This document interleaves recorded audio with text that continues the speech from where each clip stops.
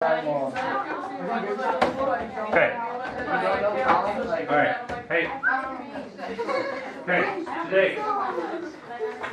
Okay. Right after this class, I know some band members need to leave here at 10:20. I know some people need to leave a little bit earlier than that to get some stuff set up. So you're saying Okay. postpone the hard bit? No, you're not. All right. So we're gonna do a couple notes today. I would say for those who are leaving, maybe you want to watch the video today when we get done.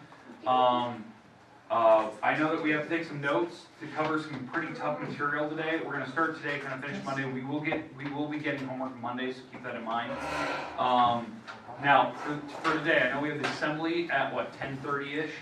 Yeah. You need to leave your cell phones in the caddy. I'll lock the door. You're not allowed to take cell phones down there. Okay, so just be careful of that. Teachers see them, they're going to take them from you. We've been warned to keep it respectful down there. Do not be on your cell phone. Okay, because some of those veterans take that very personally. So that's just kind of a, just kind of a clear warning to you. I've been kind of wearing my glasses today. So stay off your cell phone. Don't take it down there. Just leave it in your bag. Leave it in the caddy. Yeah, you can leave it. Yes. I'll come back unlock and then I'll let you go wherever you need to go because they're going to give you a little bit of passing coverage. So, all right. Awesome. Okay. All right. Section. The section we're in 2-2 right now. Problem solving, but we're doing the quadratics. Okay, today, I know we don't have a lot of time. The goal today is to talk about where a quadratic, a parabola, more specifically, that's the graph of the quadratic. Where is the origin at? What does it mean? Where did it originate from? Where did it, how did they come up with it? So that's kind of the idea. Where did it come from? If we have a little bit of time at the end of class, I do want to go back into the application problems, and these are the ones that today can be incredibly difficult. I know it's weird. They're actually really hard, and that's why I said this is going to be probably one of the more tougher days for notes in here, just because of these application problems. The originating thing is difficult, but it's not as hard as the two application problems I want you to know. So that's, hopefully we can get to that today. But we'll be getting homework on Monday, for sure. So keep that in mind. You'll need your book Monday. I'm actually going to do a book check on Monday. Because you need it anyway, so I'm going to do a book check. So I know, I was going to do that before I'm going to do it right now, because we're going to need it Monday anyway. So, alright, so let's talk about a parabola. Okay? In this class. I'm not going to put it on a graph, I'm just going to freehand draw this. I know it's kind of weird, but I don't want the graph to affect what we're doing here. A traditional parabola looks like this. That's a parabola, right? It kind of looks like a bowl. Now, there was parts that we were talking about on Monday, or not Monday, but Wednesday and Thursday this week. The major pieces of a quadratic are a focus, which is on the inside. Spell it right. A focus, and then on the bottom, there's this thing called a directrix. Now, I'm going to make this a dash line. All right, so these are the two parts, right? So we have a focus and directrix. Now, what I want to talk about today is how did they come up with the formula? How did they come up with this graph? Why is this the graph of a parabola, of a quadratic? Why is the formula for quadratic x squared?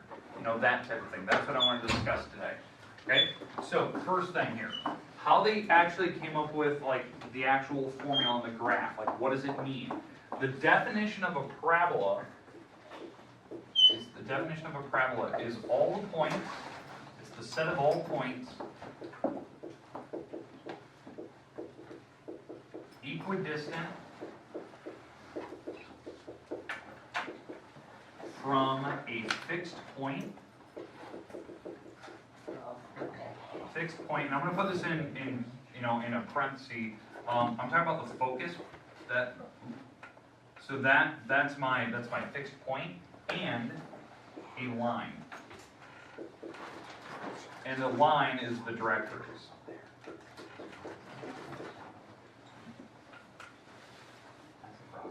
Okay, I'd like you to write that down. I know that seems weird, but that's actually the definition of a parabola. It's the set of all points equidistant. It's going to take us back to our geometry days, talking about definitions and stuff. But I do want you to know the shapes, their basic definition, and where they come from. I'll explain the words here in a minute, but I do want to have this in your notes somewhere. Parabolas definitely. The definition. Well, how we're going to use them, the formula we're about to see. So this is going to show you the formula, and it's based on that definition. So, all right, so set of bullet points equidistant from a fixed point of focus in the line. Equidistant, what does it mean? Equally Equally distant, right? Equal in distance. distance, right? So they made a new word by cramming two things together, right? So what that means is how they actually did this drawing is that they found the distance from here to here. The focus is my set point. They found this distance. Let's call this like distance number 1, right? They found that distance, and that just happened to be the same distance as this one, which we'll call D2. Now I'm terrible at drawing. Assume they're the same distance. Okay, I can't draw. But so that's what they're doing. The distance from a line to that point and the distance from the focus to that point is the same. That's why it kind of curves. Because we're trying to keep it the same distance. So there's some magical spacing that's involved when you draw it that keeps this stick and this stick the same length. And eventually when it gets, up here somewhere, yeah, the distances are the same because this is a really long line and this is equally a long line. That's why the bowl kind of goes out a little bit. It goes away from this focal point. And that's how they create a satellite dish. A satellite dish is equally spaced from that center eye and from some magical plate behind it. Where they always have like this set distance where like the bolts are. And then, so the dish is in between and then the focal point. So then they have that perfectly measured. That's why they're like set. That's why when you look at it like a DirecTV satellite dish, the arm that holds the dish is at a certain spot where you bolt it to your house, and then the eye is at a certain spot. Because this distance is the same as this distance, the arm. That's why the arm isn't very long on those satellite dishes anymore. They know it perfectly, what it's set out to be. Okay. If you look at like the old school satellite dishes that they had in the early 90s, they were massive, like huge satellite dishes that made no sense, and you had to adjust the eye and everything. Well, now they just have it set because we have been getting a lot better at doing parabolas and making shapes off of them, right? But the thing is, like, where did the formula come from? You see the drawing. The drawing makes sense. Equally distance. That's why it's kind of a curve.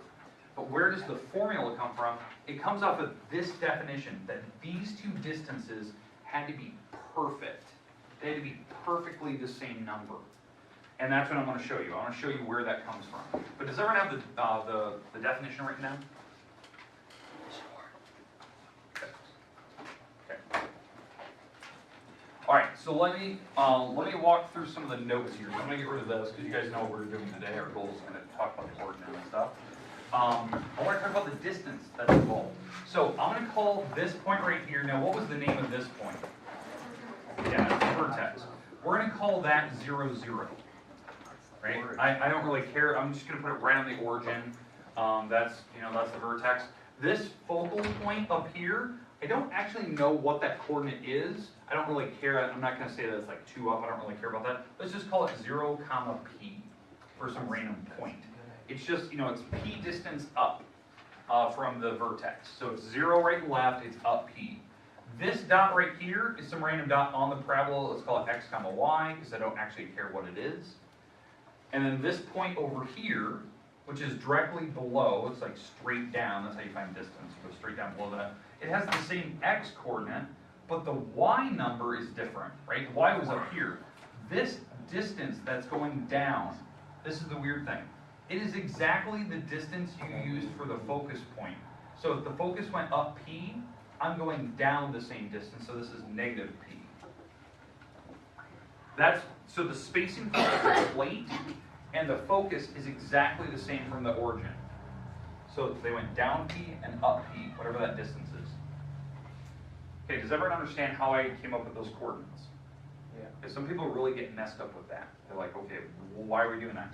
If I have coordinates, like random ones like I'm making up here, I'm making up coordinates without numbers, I can come up with a formula for it that shows me the distances and why they're equal, or equidistant, right? So let me figure out the distance. So we're going to do distance number 1 here. So there's a formula for finding distance. We talked about this at the beginning of the year. When you find distance on a coordinate plane, you subtract the x numbers. Well, I'm going to do distance number 1. So what are my x's here? Um, Yeah, 0 and x. And it's 0, not O, but it's x and 0. So we're going to subtract them. They can go in any order you want, really. So it's x minus 0. And then I'm going to subtract the y coordinates next. So that's y minus p. We're going to square those. Remember, you subtract the x and y's and you square them. That's the distance. That distance should be the same as distance number 2. Distance number 2 is this one. So I'm going to subtract the x's. Well, the x's have to be the same number because I went over exactly the same number as the x. And then the y numbers are y minus a negative p. Plus. So yeah, so that's a plus.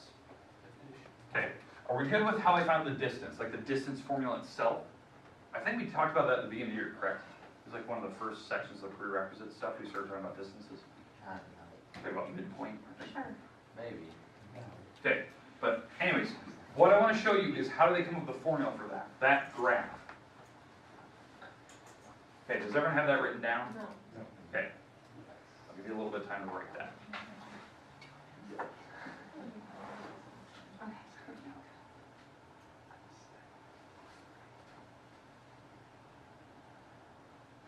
Okay, now, as you guys are writing, what I'm going to do is I'm going to set those distances equal to each other because they are equidistant, or equal distances, and then we're going to just simplify it.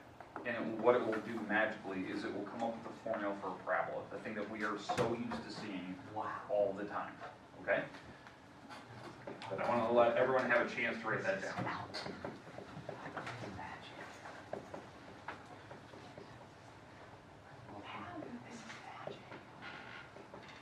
Okay, are we good so far? Yeah? Yeah. Okay, I'm going to set the distance as equal. Here we go. So distance number 1, this is the radical of x minus 0 squared plus y minus p squared equals the square root of x minus x squared plus, what is that, y plus p squared? And I'm just going to make that a plus because it was minus minus. Minus negative, I should say. That's better, correct. Minus minus. Okay, I'll let you write that down. So I'm setting equal. We're gonna simplify here now.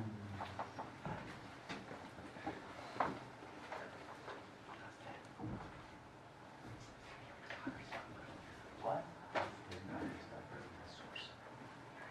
All right, now how I simplify this problem. Since there's square roots on both sides, if I square both sides, because I can do properties of equality, right? Anything I want to both sides since there's an equal sign. If I square both sides, they would still be equal. I can add something to both sides. I can subtract something to both sides. Well, if I square both sides, the square roots go away. So in fact, this is what we have so far. Y minus p squared equals x minus x squared plus y plus p squared. Okay, so the radicals went away because they squared both sides. It's a property of equality. On this side, I don't really need the 0 with the x because it's just a 0, so this is just x squared. In here, I'm going to FOIL this mess together. There's actually 2 parentheses, and I'm going to FOIL first, outer, inner, last. So if I FOIL that out, I have y squared minus 2yp plus p squared. If I actually like FOIL first, outer, and last, and you can do that on your own, you can see that, yes, that's what it is. On the other side, what happens to the x minus x? 0. So that goes away. This is literally a 0 squared, and I don't care about it anymore. And I'm going to do this part back here, which is 2 parentheses, and I'm going to FOIL it together, which is y squared plus 2yp plus p squared. So I FOILed that back parenthesis up. And yeah, the 0 thing went away. 0 squared is still 0. Okay, we good so far? All I'm going to do now is move things around and simplify. So what I mean by move things around, I can move the y squared to the other side, and what happens, they just cancel each other out. If I move the p to the other side, they're going to cancel each other out. And I'm going to move the 2yp over here, so that joins, and I'll move the x squared across, because I want to get the x squared by itself. I want to move these y's together. So I'm going to move and I know some people like to switch around, it's fine. I'm going to move the 2yp across, so it becomes a negative. when I bring it across, and I move the x squared over, what happens to that? It becomes negative. Why would they just do it the other way? And I just like to always have the square term on one side. I know it's weird. You could have moved it any way you want. Okay, now we can combine these. That actually makes negative 4. This actually makes negative 4 yp's equals negative x squared. And if I divide by, again, y is a variable, x is a variable, but p and 4, they're supposed to be numbers. So if I divide the negative 4p over, I have negative 1 divided by negative 4p.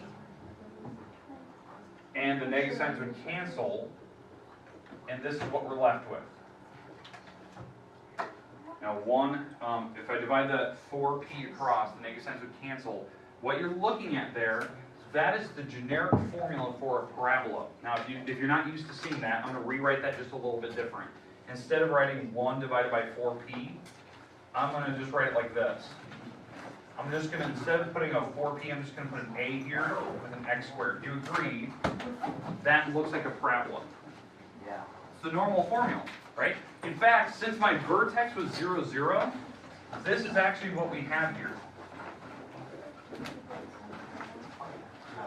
That's actually the formula. Okay? Band members, you guys need to go. Hopefully you have that written down. Get out. Yeah. So we can just leave our stuff in there, right? Yeah, You're in we'll leave bed. your stuff here all You locked don't up. get to skip. Can I rejoin you for the day? Corey, see ya. Get out. Justin, you. I've not been in band since 8th grade, and Mr. Bentley told me the band was better off without me. So, Ryan was on the game last night to hang out with you. What was that about? If Benzing told you that, you really had to upset him. Like, beyond measure. Because I've seen that guy have nerves of steel, which he could have easily just killed with a tuba. JP and I would But- sit wherever We we had want. contests We to see pick who our could play chairs. the least during class. We all We tied pick our not chairs playing up, a that's single white. player. No, we pick our chairs up and move them to the corner of the room. Not by anyone, he wouldn't care. We sit in the corner of the room by ourselves playing. Like, nobody interested in band. That's Just won't exactly care. how I would describe what I did in band. Was play. Alright, hey, anyways, let's bring it back to focus. Alright, now, this idea here, that's a normal parabola, right? The numbers that go with the x and y, that's your vertex numbers. Well, mine just happen to be zeros. And the number in front of the square term, that's just a random number, it tells you if it's skinny or wide. It's actually based on this. We're going to come back to this later. That I want to talk about like the significance of what you have written here. The 1 over 4p. That is a huge deal. And I want to talk about it later. It's actually something maybe we'll talk about Monday or Tuesday next week. But does everyone have that written? Okay, that's where the parabola originally comes from, like graphically. That's where it comes from with the formula, like how did they make it up? That's where it comes from. It's equidistant from a focal point and some line. Okay, questions, comments so far? I know that's not super difficult, but if you had to do that on your own, that is. That was something that when I was in high school, my math teacher, before we could use the simple formula that we have here, the shortcut that you guys know how to like figure out vertex and graph it, you know, like transformations, we had to do that type of work on the problem to make sure we knew it. You're not going to make us do that, No. right? But I think if you you have it should. written down, you're fine. But my math teacher made us do that, so we fully understood where does a parabola come from, and we had to do a couple problems with that to justify our work. And then after that, we could do the shortcuts. We knew like how to complete the square, and we went on. It just made us better at it because we knew the math, we knew how to simplify and work everything down. But it was just one of those steps that he required it for the first couple days, so you knew where it came from, and then he moved you Kind of on. like our properties for geometry. Yeah, like I had you trial properties, prove things, and then after a while we shortcutted it later. Yeah. But we started out shortcut. All right. And then Yeah, we actually started shortcut. Now we went to. Well, with algebra, yeah. All right, now, the goal today, I want to do a couple more application-based problems. I know we only have about 5-10 minutes left here. But I want to talk about some parabolas, like where does this come from, how can we use it, that type of thing. Okay, so let's, I got a couple problems I kind of take out of the book that I want to go over today.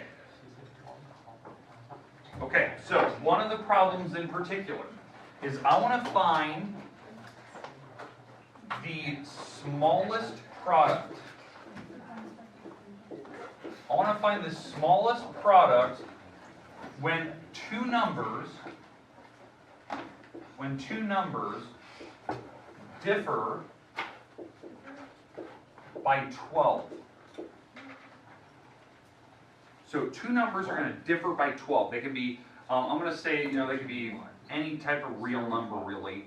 But two numbers are going to differ by 12. So the difference between them is 12. But I want to know, what is the smallest product you can make with that? And some people are like, or you could pick any number and it would be a crazy product. There is a minimum to what they would actually multiply out to be, which is weird. Because, 12 would be 0. yeah, so if you pick 0 and 12, that'd be 0, but what if you pick negatives? Or one was You're positive? gonna get lower than 0. Yeah, you can, because you can pick one positive, one negative number, and they still differ by 12. So what And if so we you're could be gonna pick below 0. negative infinity? We could pick. And So, positive alright, so let's one. figure this out. So if we pick one of the numbers to be x, one of the numbers is x. The other number has to be x minus 12. They have to differ by 12. Okay? They have to differ by 12. And then we can figure out what that minimum product would be. Okay? So this would be my function. This would be, this thing would be the actual product, what I'm looking for, the f of x. So when I actually multiply that, that's x squared minus 12x. Well, I can complete the square to this problem. And again, the y is the product. So I'm going to complete the square. I don't need to factor any number in front of x, but half the middle. What's half of 12? 6. Square? 36. 36. There's a phone going on. Yeah, somebody's phone's going on. How do you hear that? But you have, like, Do you say that he has TLS? no, it's because they have terribly pretty says, I like, can do you hear have the super phone? bad hearing, but I can hear that. It's just, it must be close. It's like back there somewhere. You know, you always say you're back here and you can hear everything. Yeah, you always say about you, but you can hear everything. That's Tell not when true. somebody's actually There's talking some, to yeah. you. Yeah, unless they're talking, It's true. Like, you can hear all the It's little noises. That's and because he stuff. gets so focused on It's his not, math. Alright, hey, okay, so we're gonna do the math here. So I did half the middle squared, so it's half of it's 6, squared it's 36, and it's positive, right? Because half of it was actually negative 6, but when you square it, it makes positive. And so this number is 36.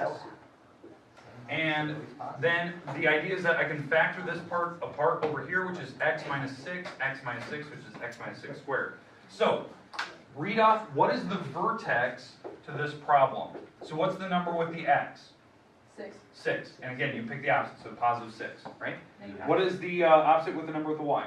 Negative 36. That is the smallest number. No way. So this vertex told me my x number I had to pick, the original first number. This number is the smallest product. Now, why I know that? Because I picked this is the product earlier, and that became the y eventually. This was the first number that I chose. So the smallest product between two numbers that differ by 12, the smallest product would be negative 36. And the numbers I should choose would be 6 and negative 6. These are the magical numbers that give me the smallest product of two numbers that differ by 12. Everything else, no matter what number you pick, let's say you picked 5, the product will actually be larger than negative 36. Because if you pick negative 5, or you pick 5, I mean, your other number would be negative 7, right? And the product would be negative 35 between them. That number is bigger, technically, than negative 36. I have a question. Yes. Why is this relevant to anything? Okay, so that's what we're going to talk about. So on Monday, we're going to talk about like problems. Like yesterday I did the problem with the fence line, right? So I did a fence line problem where like a farmer's trying to put up a fence, and we're trying to figure out the maximum area. We're going to do a problem where we try to find what is the maximum amount of profit you can make if you sold tickets at different prices. Mr. Ward, That's what we're going to look at, something that's applicable. based on your problem yesterday, you said that you would only have 1 acre of land, and you said that that is a large amount. 45,000 square feet is pretty big. But you were talking about cattle. But You he know, had 600 feet of fence. Yeah, Wasn't very much fence. 1 Like this acre is school is probably longer than 600 43,000 feet. square feet. So So. you could, if you're grazing, you can only have 1 cow. Yeah. You can't That's really a make big, much that's a money big on plot of that. land for 600 feet. You I made don't it think sound it like really it matters was a because large it's not- area, and it was just a... Yeah. That's the largest, that was the largest area that. 6, negative 6. There's 12.